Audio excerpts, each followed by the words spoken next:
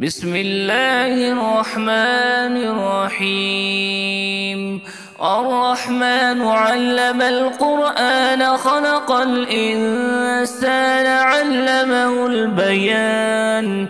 الشمس والقمر بحسبان والنجم والشجر يسجدان.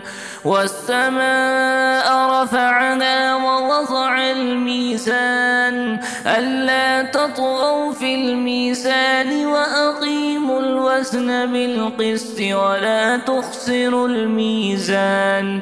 والأرض وضعها للأنام فيها فاكهة والنخل ذات الأكمام والحب ذو العصف والريحان. فبأي آلاء ربكما تكذبان؟ خلق الإنسان من صلصال كالفخار وخلق الجان من مارج من نار. فبأي آلاء ربكما تكذبان؟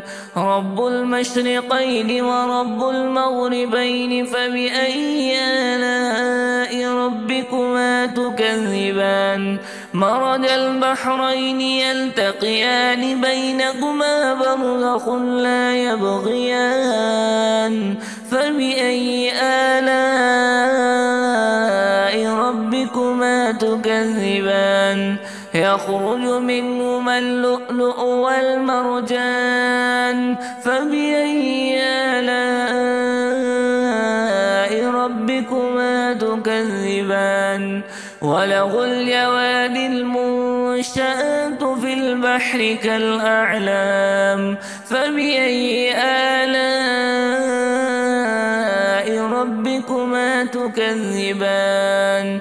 كل من عليها فان ويبقى وجه ربك ذو الجلال والإكرام. فبأي آلاء ربكما تكذبان؟ يسأله من في السماوات والأرض كل يوم هو في شأن. فبأي آلاء ربكما تكذبان؟ سنفرغ لكم أيها الثقلان. فبأي آلاء ربكما تكذبان؟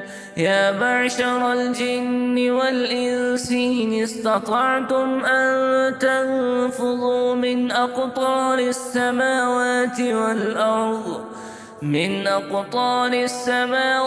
والأرض فانفذوا لا تنفذون إلا بسلطان. فبأي آلاء ربكما تكذبان؟ يرسل عليكما شواذ من نار ونحاس فلا تنتصران. فبأي آلاء ربكما تكذبان؟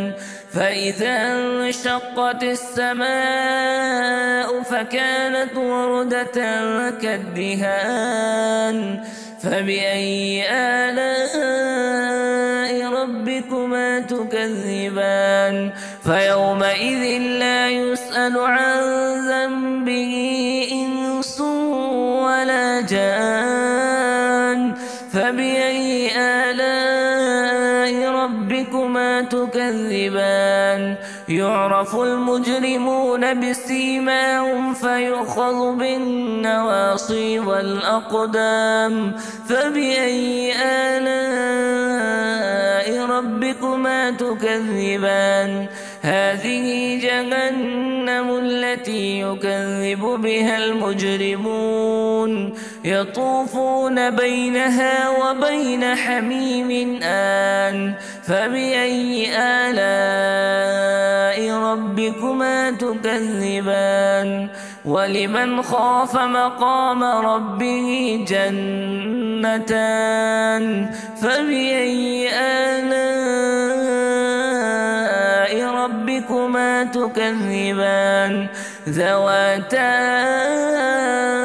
أفنان فبأي آلاء ربكما تكذبان فيهما عينان تجريان فبأي آلاء ربكما تكذبان فيهما من كل فاكهة زوجان فبأي آلاء ربكما تكذبان متكئين على فرش بطائنها من استبرق وجنى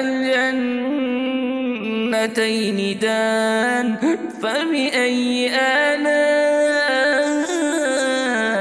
ربكما تكذبان فيهن قاصرات الطرف لم يطمسهن إنس قبلهم ولا جان فبأي آلاء ربكما تكذبان كأنهن الياقوت والمرجان فبأي آلاء ربكما تكذبان هل جزاء الإحسان إلا الإحسان فبأي آلاء ربكما تكذبان ومن دونهما جنتان فبأي آلاء ربكما تكذبان مدهامتان فبأي آلاء ربكما تكذبان فيهما عينان نضاختان فبأي آلاء ربكما تكذبان فيهما فاكهة ونخل ورمان فبأي آلاء ربكما تكذبان فيهن خيرات حسان فبأي آلاء ربكما تكذبان حور مقصورات في الخيام فبأي آلاء ربكما تكذبان لم يطمسهن إنس قبلهم ولا جان فبأي آلاء ربكما تكذبان متكئين على رفرف خضر وعبقري حسان فبأي آلاء ربكما تكذبان تبارك اسم ربك ذي الجلال والإكرام.